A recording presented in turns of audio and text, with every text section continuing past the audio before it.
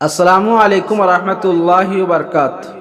ناظرین، مکتب کے ایک ذمہ دار ساتھی نے امام صاحب کا یہ داستان سنایا۔ یہ سن کر آپ کو بھی تکلیف محسوس ہوگا، کیونکہ ضروریات سب کی ایک جیسی ہوتی ہے۔ انہوں نے لکھا کہ گزشتہ دنوں ہمارے ایک مکتب کے لیے مدرس کی ضرورت تھی۔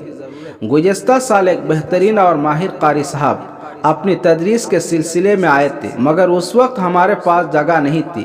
اب میں نے سوچا انہی سے رابطہ کرتے ہیں۔ رابطہ کرنے پر معلوم ہو کہ کسی فیکٹری میں مزدوری کرتے ہیں۔ میں نے ان سے وجہ پوچھی تو کہنے لگے کئی جگہوں پر کوشش کی، مگر کوئی بھی 12,000 سے اوپر وظیفہ دینے کے لیے تیار نہیں تھا۔ حالات بہت پریشان کن ہو گئے تھے تو مجبوراً یہاں آنا پڑا۔ الحمدللہ یہاں 35,000 تنخواہ ہے۔ کام صرف پلانٹ پر بوتلوں کو نکالنا ہے، یعنی جو بھی ناقص بوتل آئے اسے باہر نکالنا ہے۔ کبھی کبھی تو 4 گھنٹوں میں بھی کوئی ایسی بوتل نہیں آتی۔ بس آپ ٹھہر جائیے۔